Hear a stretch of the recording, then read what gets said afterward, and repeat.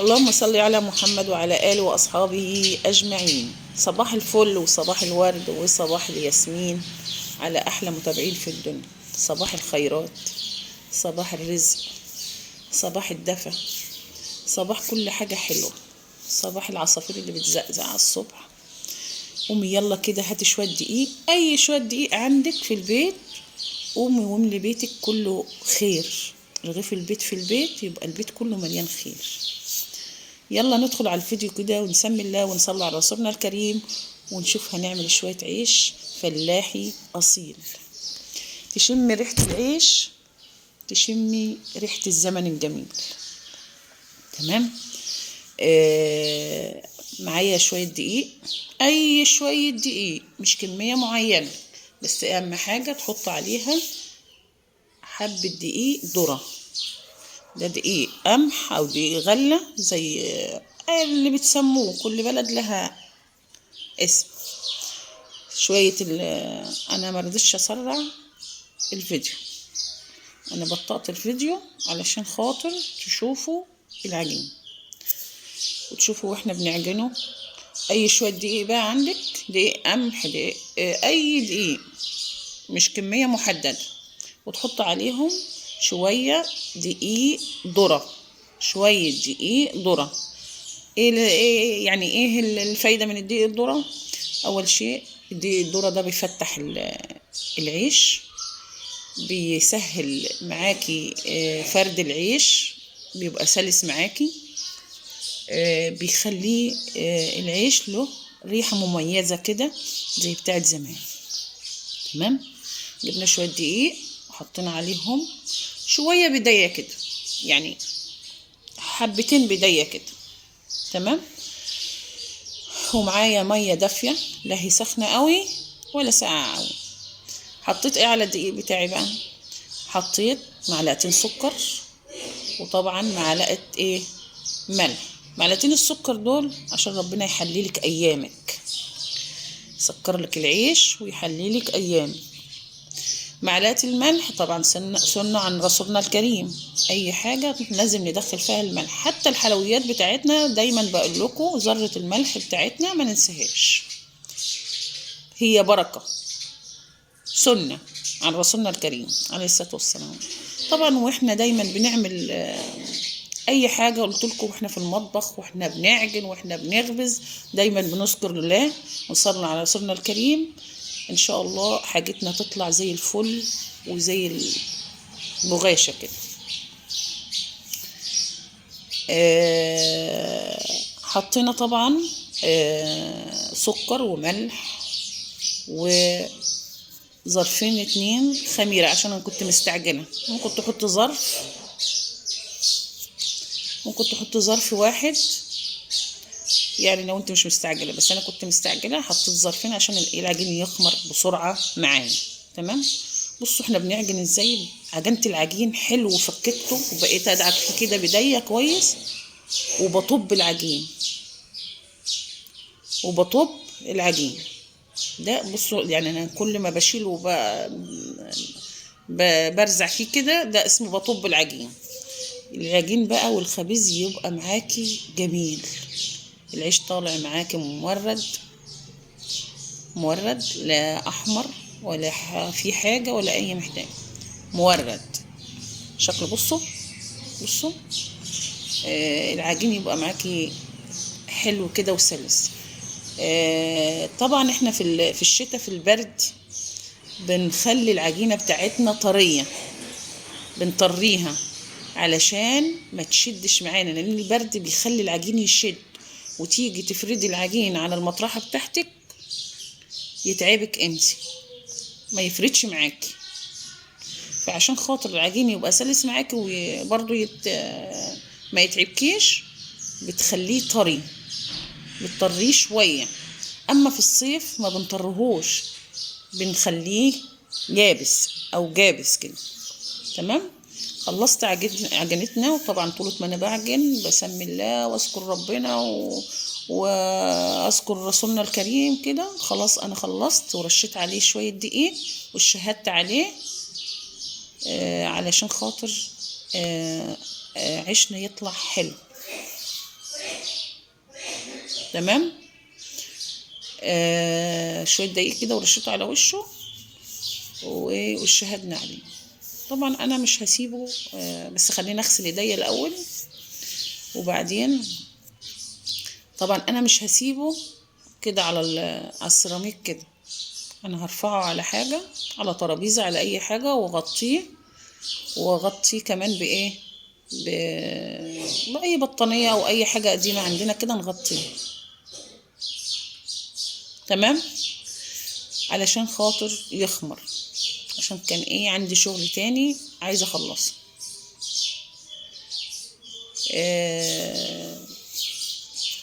ما تنسونيش في الكومنتات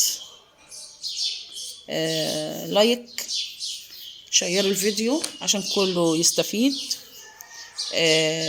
كومنتاتكم بتسعدني، بترفع من معنوياتي، بتديني طاقة أقوى وحماس، وتخليني أقوم كده وأتحرك كده. تمام. كلامكم بجد بيسعدني وبيفرحني. خلاص احنا عجلنا كده ايه، خمر، عجلنا خمر. احنا بنجيب الردة او النخالة بتاعت القمح او الغلة. شوف انت بتتابعيني منين، من اي بلد، وقولي لي هي اسمها ايه. بجيب النخالة دي او الردة دي وبفردها على الطبلية. طبعا كلنا عارفين الطبلية، متهيألي مصر كلها تعرف الطبلية. الطبلية دي اللي كانت بتلم العيلة زمان، دي اللي كانت بتلم الناس زمان. العيلة اللي هي مش العيلة الأب والأم والأولاد، لا، العيلة كانت زمان بيبقى فيها كم أب وكم أم وعيال كتير، كم عيلة في بعض. فهي دي الطبلية اللي احنا بنحب نقرص عليها العيش. مش بنحب احنا يعني، هو أفيد ان احنا نقرصه على طبلية. ليه؟ لأنها خشب، والخشب ده بيدفي العجين وبيخلي الرغيف العيش او العجين اللي عليه يرفع بسرعة، بيدفيه، فبيعمل له ايه، بينشط الخميرة فيه وبيرفعه، فبيزيد حلاوة. الطبلية اللي هو بيقول لك ايه، والله الراجل ده اصيل متربى على طبلية ابوه. هي دي الطبلية اللي كانت بتجمع الناس الطيبة زمان، العيلة، الاحباب كلها. الطبلية دي، شفتوا الطبلية دي يعني ليها فايدة قد ايه؟ ليها فايدة في كل حاجة. راجل متربي اصيل واكل على طبلية ابوه فعلا. اللي قال الكلام ده ما صدق فيه. تمام. يبقى طبعا قرصنا العجين بتاعنا. وفي الشتاء خلي بالكم، في الشتاء بنقرص على الدقيق، بنجيب شوية دقيق في طبق زي كده ونعمل الرغيف بتاعنا بالدقيق ونقرص عليه. اما في الصيف بنقرص على ميه بزيت. ميه بزيت، ميه بزيت ليه؟ اول شيء عشان الجو حر، ميه بيخلي العجين لين برضو، والزيت بيدي لمعه حلوه للرغيف. ما بتيجي تخبزي الرغيف وتطلعيه من الفرن بيديكي لمعه حلوه، خلي الرغيف بيبقى لمع وحلو كده. تمام. خلاص كده احنا كنت مولعه الفرن بتاعي طبعا يسخن عفوا، علشان خاطر ايه، نخبز على طول. عشنا رفع وبقى زي الفل. بصوا انا يعني ايه، برضو ما حاولتش اسرع الفيديو قوي علشان خاطر تشوفوا الرغيف وهو بيتفرد على المطرح. تمام. عشنا ما شاء الله ماشي زي الفل. تمام. على المطرح اهو. كانوا زمان لما بيجي يخبزوا العيش، بس ما شاء الله الرغيف طلع عامل ازاي. وخبزوا العيش، احنا بيتنا اتملى خلاص خير، بيتنا اتملى خلاص رزق الحمد لله. يعني احنا لو العيش ده كان ايه الاول، ايه طالما في عيش في البيت يبقى البيت مليان بكل خضر ماشي، هو العيش، لحمة هو العيش، اي حاجة. لا ده احنا عندنا خير في البيت. ما انت لو في عيش في البيت لو هتجيبي حتة جبنة هتاكلي، طماطمايه خيارايه هتاكلي، لو في بطاطسايه هتحمري بطاطسايه وهتاكلي. العيش طالما موجود في البيت يبقى فعلا الخير في البيت.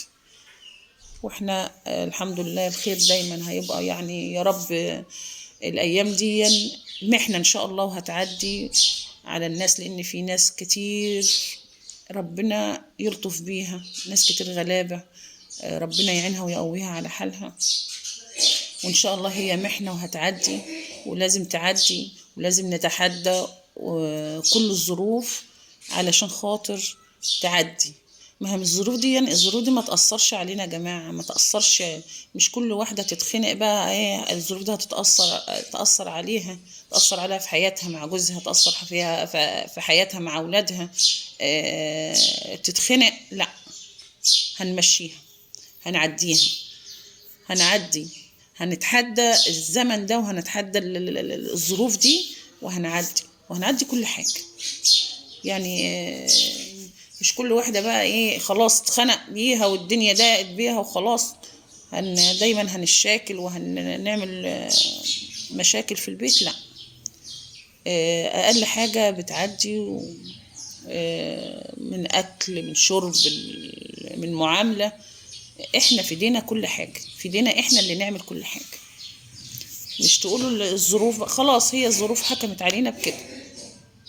احنا كنا بنروح نجيب الفرخة قد كده، لا هنجيبها قد كده.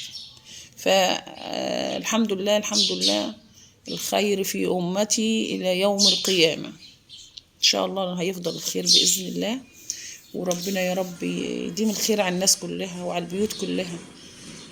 بصوا أنا بوريكم العيش طالع مورد وجميل إزاي. العيش طالع بصراحة زي الفل. كان عايز يتاكل حاف، بألف هنا وصحة للي كل منه يا رب. فدايما طالما في خير في بيتي يبقى بحمد ربنا على كل شيء، بنحمد الله على كل شيء. خلاص يبقى كل حاجة موجودة في البيت. فيا رب يديم المحبة على الناس والخير على الناس والرزق على الناس يا رب، وتعين كل واحد على حاله. الخبيث ده كان بيبقى يوم عندنا فرحة، بنتدفى، ولعنا فرننا ودفنا بيتنا وملينا البيت خير وملينا رزق. فعايزة كل بنوتة، كل بنت طبعا بدأ حياتها جديدة كده، تقوم تجيب شوية دقيق وتخبز، أي شوية دقيق عندها وتعجنيه. شفتيني وأنا بعجن إزاي؟ تفضلي تعجني وتفككي في العجين كده، ترزعي فيه كده، بلاش تطب فيه، ترزعي فيه كده، هيطلع زي الفل، هيطلع 10/10 طالما انت عملتيه بايديكي وكل حب على اي حاجة بتعمليها من قلبك. وانت فرحانة مليانة بالحب، بتطلع جميلة، بتطلع حلوة. بصوا بقى العيش بتاعنا خلاص كده، انا خلصت خبيز العيش زي الفل. يا ريت ما تنسونوش في اللايك والشير والسبسكرايب. مطبخنا على قدنا مع مواريد. واللي ما اشتركش في القناة يدخل ويشترك في القناة ويفعل زر الجرس. انا حطيت لكم اللينك فوق الفيديوهات يا جماعة، دوسوا على اللينك هتدخلوا على القناة وتشتركوا على طول، وتدخلوا تدوسوا على كلمة اشتراك وعلى جرس، يبقى اشتركتوا في القناة على طول. انا حطيت اللينك على طول. استودعكم الله، والسلام عليكم ورحمة الله وبركاته.